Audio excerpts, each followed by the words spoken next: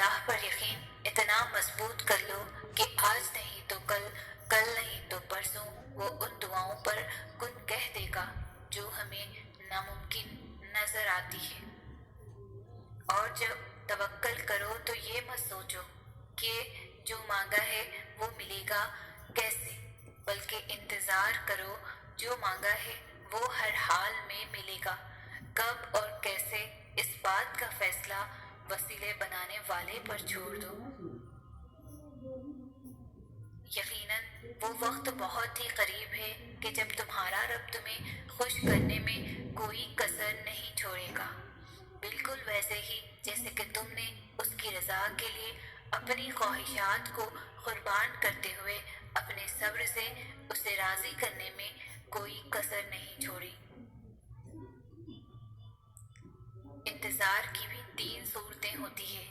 یا تو اللہ اس لیے انتظار کروا رہا ہے کہ یہ وقت صحیح نہیں تمہیں وہ دینے کا جو تم کب سے مانگ رہے ہو، یا تو وہ چیز تمہارے لیے بہتر نہیں جس کا تم کب سے انتظار کر رہے ہو، یا تو اللہ کو تمہارا مانگنا پسند آ گیا ہے اس لیے وہ چاہ رہا ہے میرا بندہ مجھ سے فریاد کرتا رہے۔ اللہ تو صرف اپنے بندوں سے چاہتا ہے کہ وہ مجھ پر پختہ یقین رکھ لے، اور اس یقین کے راستے پر لانے کے لیے وہ تمہیں مختلف راستوں سے گزارتا ہے، پھر وہ رب تمہیں تمہارے یقین کو دیکھ کر تمہیں نواز دیتا ہے۔ اللہ دیکھتا ہے کہ میرا بندہ میرے دیے پر شکر کرتا ہے یا پھر اس کے لیے مایوس ہو جاتا ہے جو نہیں دیا، اور پھر جب آپ اس کے دیے پر شکر کر لیتے ہو نا، پھر وہ آپ کو اس سے بھی نواز دیتا ہے جس کے لیے آپ کب سے اللہ کو پکار رہے ہو۔ اپنے اللہ سے جو کچھ مانگو دل کے درد سے مانگو، رو رو کر مانگو، تم تڑپ تڑپ کر مانگو، دن کے اجالوں میں مانگو، رات کے اندھیرے میں مانگو۔ ہمارا رب کریم کسی کو پیاسا نہیں رکھتا، مگر وہ سچی پیاس کا ثبوت ضرور مانگتا ہے۔ سجدے میں بہائے گئے آنسو بہت قیمتی ہوتے ہیں جن کی تڑپ اور خاموشی اللہ کے سوا کوئی نہیں سن پاتا۔ قبولیت کا درجہ ہوتے ہیں آنکھ سے بہنے والے یہ آنسو، اللہ کو منانے کا ذریعہ ہوتے ہیں آنکھ سے بہنے والے یہ آنسو، اور وہ راضی ہوتا ہے جبھی تو تمہیں منانے کی توفیق دیتا ہے، اور توفیق دے رہا ہے تو جان لو اللہ تم سے اور تمہاری ہر دعا سے راضی ہے۔ جن دعاؤں کے بارے میں شیطان سب سے زیادہ ناممکن کے وسوسے دلائے انہیں اور زیادہ یقین سے مانگو، کیونکہ وہی دعائیں سب سے بڑی آزمائش ہوتی ہے، یقین کی آزمائش، اور آزمائش پر پورا اترنے والوں کے لیے اللہ کے ہاں بہترین اجر کا وعدہ ہے۔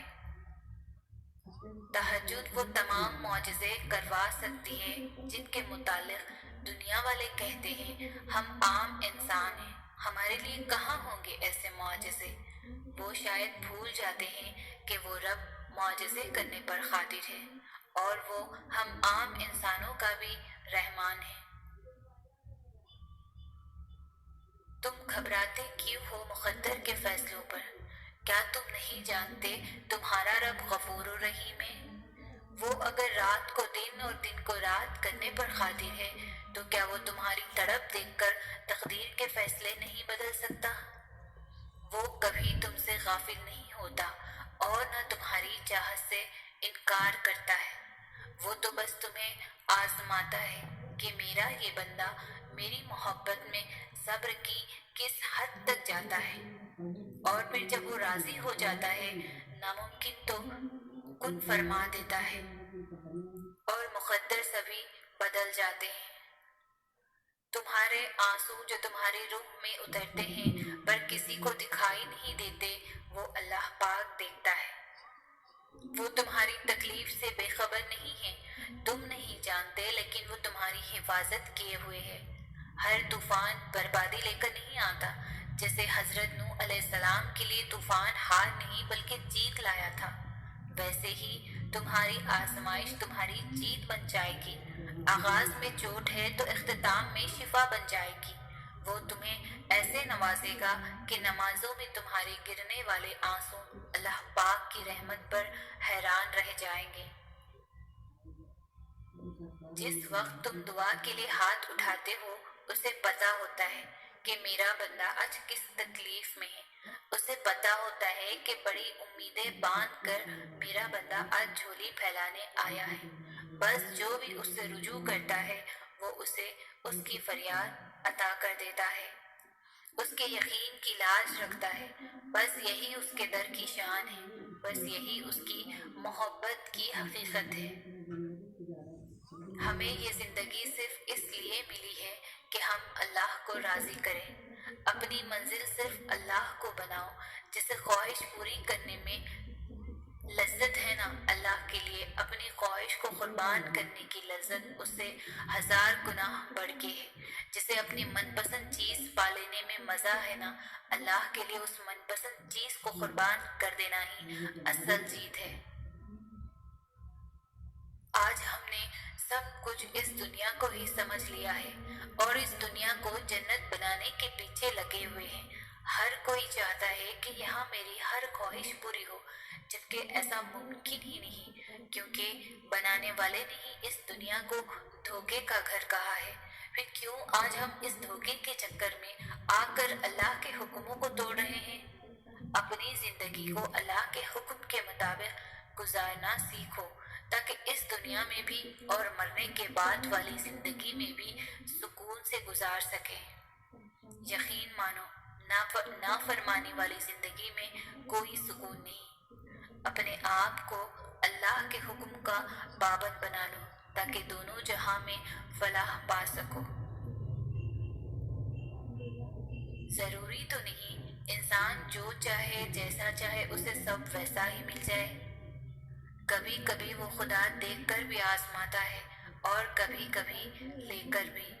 کبھی کچھ چیزوں کے چھن جانے پر انسان مکمل طرح سے ٹوٹ جاتا ہے، نا امید ہو جاتا ہے، یوں لگتا ہے جیسے اس کے جینے کی وجہ اس سے چھن گئی ہو۔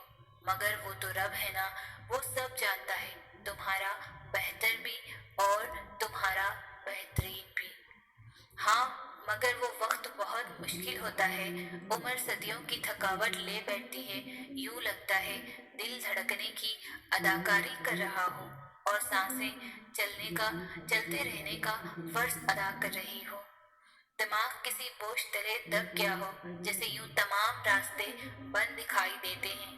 لیکن جب تم سر اٹھا کر آسمان کی طرف دیکھتے ہو تو یوں لگتا ہے جیسے وہ خدا تمہیں ہی دیکھ رہا ہو اور مسکرا رہا ہو اور پھر چپکے سے کہہ رہا ہو، میرا اتنا بہادر بندہ اتنی جلدی گھبرا گیا۔ ہاں وہ وقت بہت کٹھن ہوتا ہے مگر خدا کے بہت قریب کر دیتا ہے، اور پھر خدا اس دل کو مطمئن کر دیتا ہے